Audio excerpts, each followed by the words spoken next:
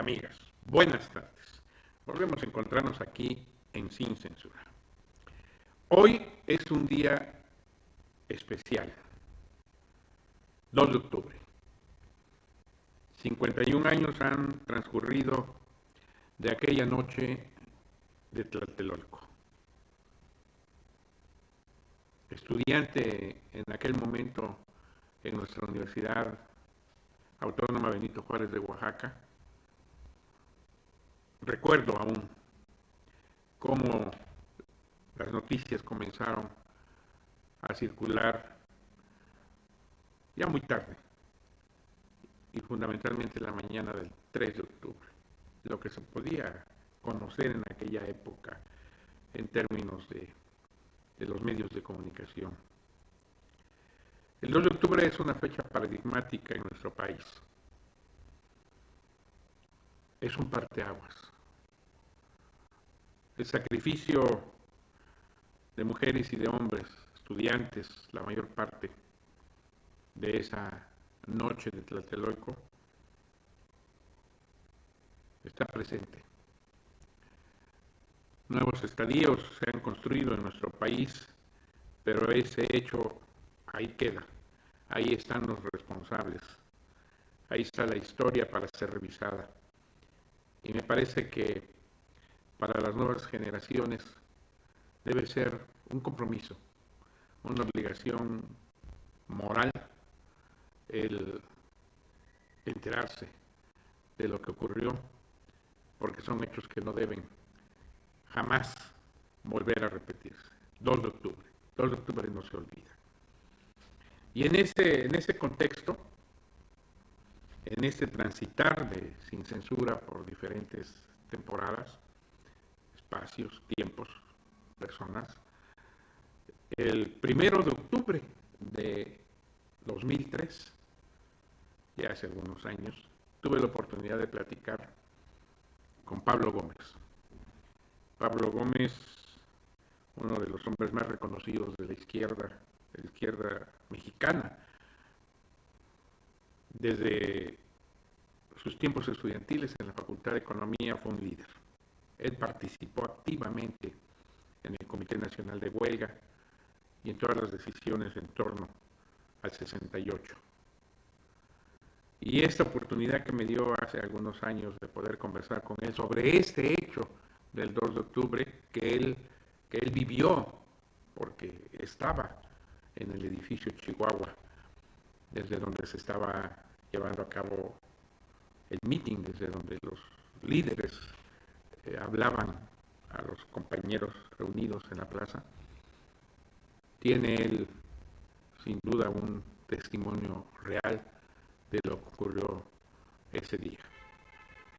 Y para mí, con respeto, con admiración a Pablo, como un testigo presencial de la historia, hoy les vamos a presentar esa conversación sostenida el 1 de octubre del 2003.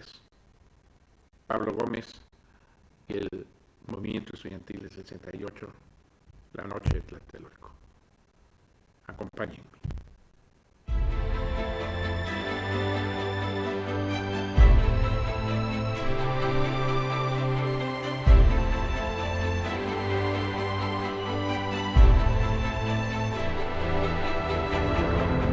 Amigos, ¿qué tal? Buenas noches. Volvemos a encontrarnos aquí en Sin Censura. Y bueno, mi deseo se me cumplió más pronto de lo que yo había pensado. Nuevamente está con nosotros el diputado Pablo Gómez y lo hemos invitado esta ocasión para platicar sobre un tema del que él fue actor importante en 1968, que fue el movimiento estudiantil, y que mañana es 2 de octubre. Pablo, buenas noches. Gracias por... Buenas noches, Raúl, mucho gusto de estar contigo otra vez. Qué gusto. Pues ahora vamos a hacer un poco de historia y de remembranza en la que tú también fuiste un actor importante. Yo te recuerdo cuando el movimiento estudiantil, nosotros formábamos parte en Oaxaca del Consejo Estatal de Huelga, íbamos a la Ciudad de México, al Nacional en ocasiones, a presenciar los debates y a participar en ocasiones en las marchas. Y siempre Pablo Gómez ya desde entonces era un tribuno destacado y un hombre de convicciones. Y aquí estamos nuevamente para platicar un poco de ello. Sí, pues ya ha pasado bastante tiempo de aquello, ¿no?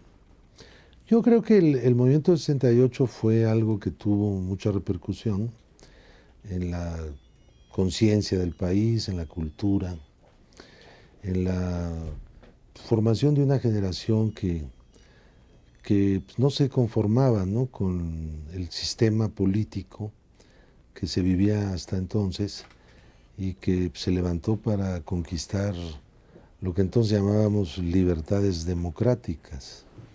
Sin embargo, el movimiento fue derrotado. Eso también hay que reconocerlo. Tuvo trascendencia, pues todas las derrotas tienen trascendencia, ¿no? La derrota, digamos, de la huelga de Cananea o de Río Blanco, que se recuerdan mucho como precursoras de la revolución. Bueno, fueron derrotadas en tanto movimientos concretos, ¿no? En tanto, digamos, hechos específicos. El movimiento de 1968 fue un movimiento que sufrió una derrota.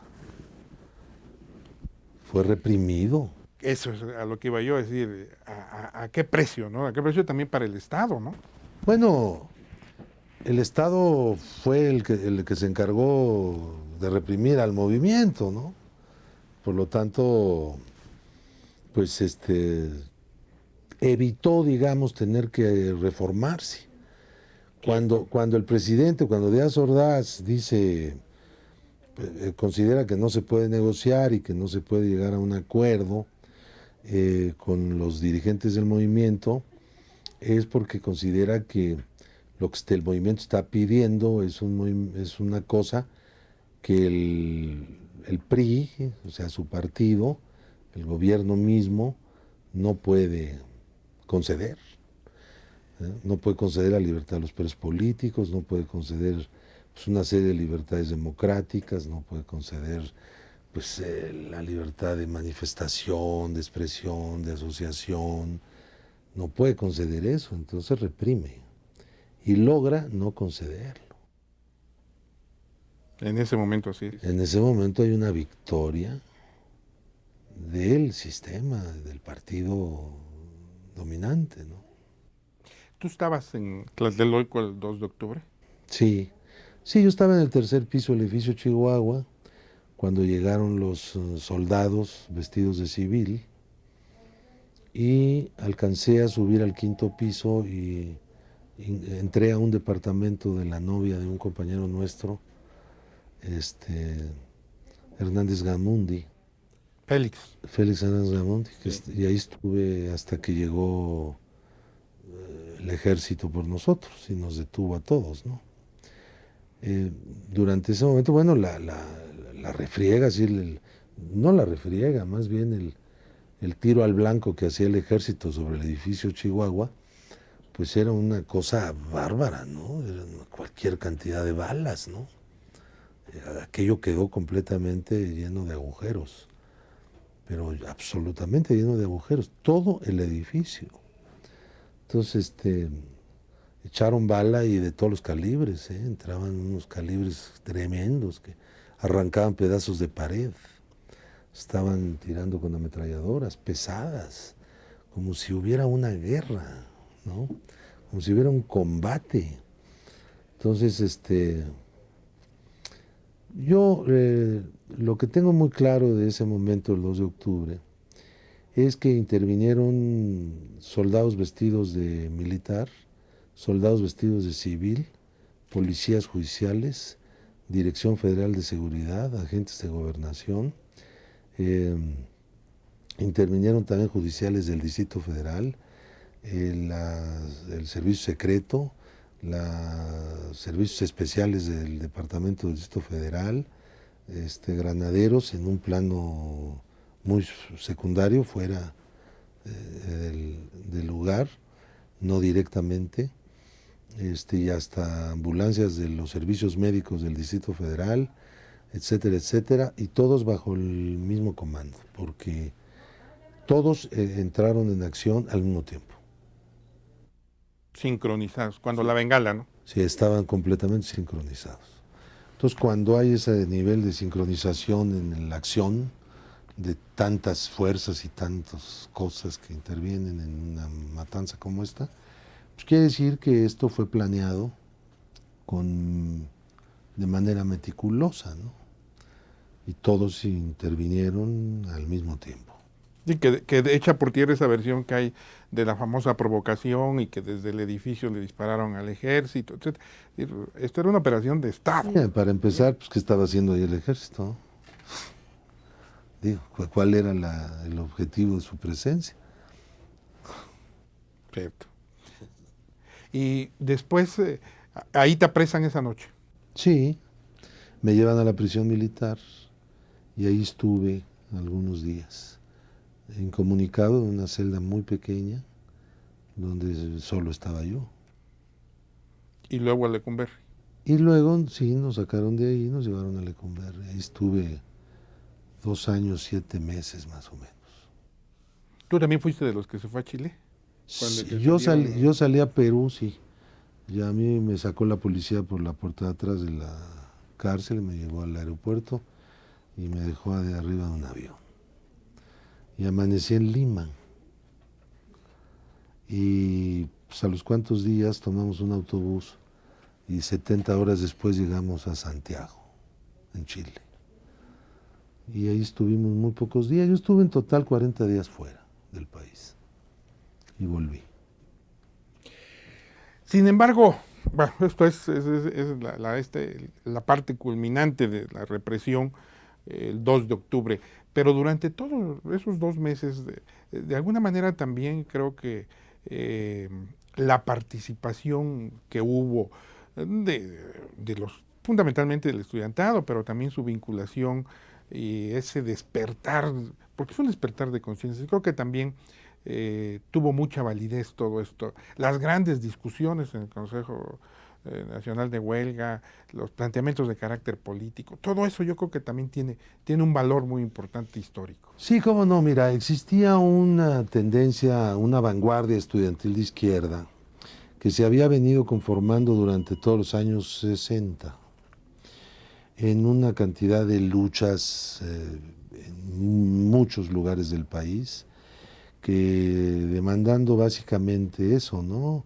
Libertades democráticas, la democratización de la educación, la democratización de las universidades, de otras escuelas.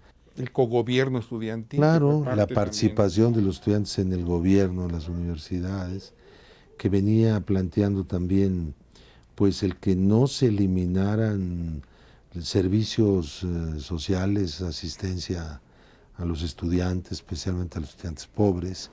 El gobierno venía quitando eso. El gobierno venía eliminando digamos, comedores, internados, cosas de esas, ¿no?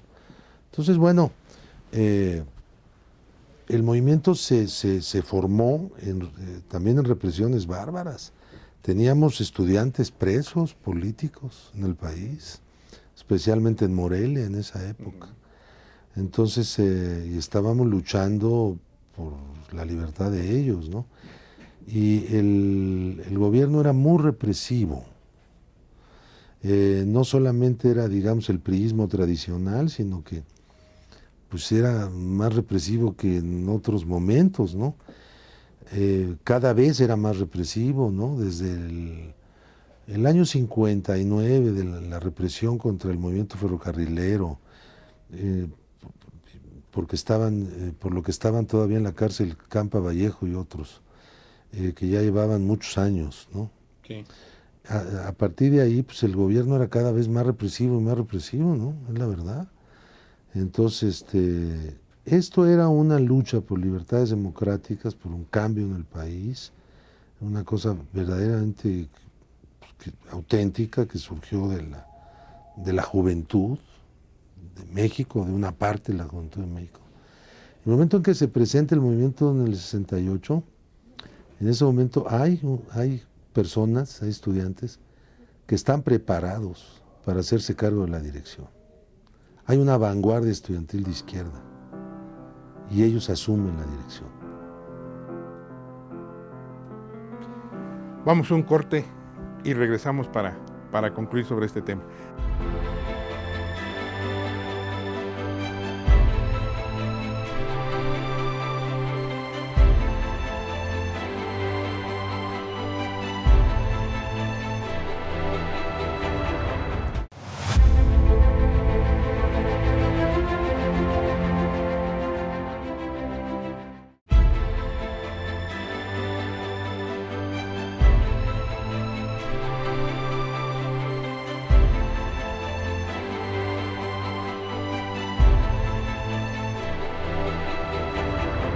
Continuamos, amigos, aquí en Sin Censura, charlando sobre el movimiento estudiantil 68 con Pablo Gómez, uno de los dirigentes de esta época. Pablo, Barrosierra, al paso de los tiempos. Mira, Barrosierra defendió la universidad y era simpatizante de la lucha por las libertades democráticas. A pesar de que había sido miembro del gabinete presidencial del anterior presidente, de López Mateos, era un hombre que pues, tenía un compromiso con la democracia. Yo tuve trato con él desde antes del 68. Él incluso nos había propuesto y llevamos a cabo una acción conjunta en contra del muro en la universidad, porque el muro estaba infiltrado, estaba metido en muchas representaciones estudiantiles y consejos técnicos. Y actuamos bien, en forma democrática, abierta, transparente, en contra del muro. Cuando viene la intervención del ejército en la preparatoria, en el colegio de San Ildefonso, el famoso bazucazo. Sí, entonces él protesta y dice la universidad ha sido violada, la autonomía universitaria ha quedado mancillada, etcétera, etcétera. Y él encabeza la protesta y le da con eso un gran aporte al movimiento. Otra dimensión. No solo otra dimensión, sino que muchos estudiantes que no eran de izquierda y que no habían luchado nunca por la democracia, que eran bastantes, se incorporan al llamado del rector. Y después, cuando se hace el Consejo Nacional de Huelga, ahí están representados estos estudiantes y no hacen lo que el rector dice, no asumen la táctica del rector, sino que se incorporan sin reservas al movimiento, asumen las reglas democráticas del movimiento, concurren a la toma de las decisiones y al acatamiento de las votaciones de las decisiones democráticas. Entonces el rector yo creo que hizo un gran aporte. Este aporte como que no está registrado bien, pero estudiantes de muchas escuelas se suman al movimiento sin haber participado antes en otros movimientos, porque el rector está presente y están defendiendo la universidad y están criticando al gobierno de Díaz Ordaz y a la represión por primera vez. Toda la vanguardia estudiantil de izquierda sabe tomar la dirección también de esa parte tan importante numéricamente del estudiantado. Y que además, en el mismo contexto de lo que tú estás comentando, 68 también rompe con la hegemonía de este tipo de organizaciones como el Muro. Ahora, sí, se acaba la FENET, la Federación Nacional de Estudiantes Técnicos, que agrupaba a los estudiantes del Politécnico, pues, cae hecha pedazos, ¿no? Está completamente al lado del gobierno, es un instrumento del gobierno en la vida del Politécnico, y cae, sí es. Ya la FUSA, Federación Universitaria de Sociedades de Alumnos, que era un instrumento, un organismo blanco, digamos, de las autoridades, había caído cuando cayó Chávez. Chávez era el que sostenía esa organización en todos los aspectos. Era el membrete, digamos, estudiantil de las autoridades hasta el momento de la caída de Chávez 2 años antes, en 1966. Tenemos que recordar que Barriosierra llega a la universidad como rector en el momento en que ha caído el rector anterior, Ignacio Chávez, que hay un movimiento muy fuerte universitario, que también pide democracia y algunas reformas académicas, y que democracia no concede Barriosierra, pero algunas demandas académicas sí, pero sí concede otra cosa que es muy importante: terminar con la represión interna en la universidad a través del cuerpo de vigilancia. El cuerpo de vigilancia fue disuelto, que era un instrumento represivo del rector, y se levantan muchas expulsiones, o sea, se eliminan muchas expulsiones. El movimiento ahí luchó por su libertad, el movimiento estudiantil, porque no la teníamos. Las autoridades universitarias eran represivas también. En este contexto, la participación, mucho ha comentado que el movimiento estudiantil se vinculó con la sucesión presidencial y que también en algún momento permearon esos intereses. En absoluto. No hay el menor elemento, el menor indicio, la menor cosa que nos hable de que hubiera en 1968 una lucha al interior del gobierno, del PRI, por la sucesión presidencial. Iba a ser el que dijera Díaz Ordaz. No había ninguna lucha, nadie estaba dispuesto a hacer absolutamente nada, y todos los secretarios de Estado hacían lo que el presidente les decía y le servían al presidente muy puntualmente. Díaz Ordaz no aceptaba nada de nada, ¿no? Era mano dura y se los traía a todos aquí. Entonces, bueno, ahí tenemos una situación en que el movimiento del 68 ha tratado de ser difamado, diciendo que fue producto de una manipulación de personas que estaban luchando por ser presidentes de la República. Lombardo en aquel entonces no dijo eso, Lombardo Toledano, dijo que era una manipulación de la CIA para generarle problemas al gobierno de Díaz Ordaz. Desde luego que la CIA no quería generarle el menor problema al gobierno de Díaz Ordaz. Por obvias razones. Los aliados.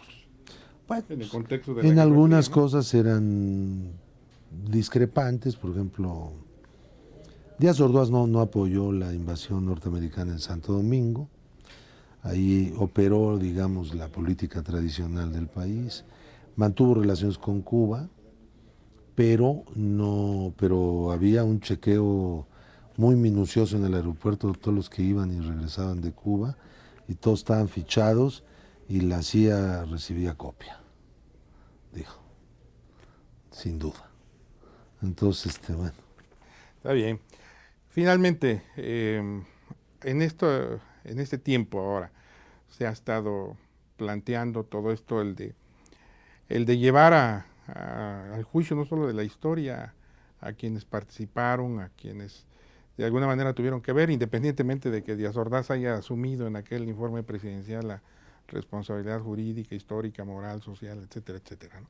¿Y tu opinión en torno a esto? Mira, yo creo que deberían comparecer ante la justicia. Debería hacerse los juicios sobre la matanza del 2 de octubre, sobre la matanza del 10 de junio de 1971, sobre la guerra sucia que se hizo contra los guerrilleros urbanos y rurales. Los mataban en el momento que los detenían, ¿no? Yo creo que estos juicios deben abrirse.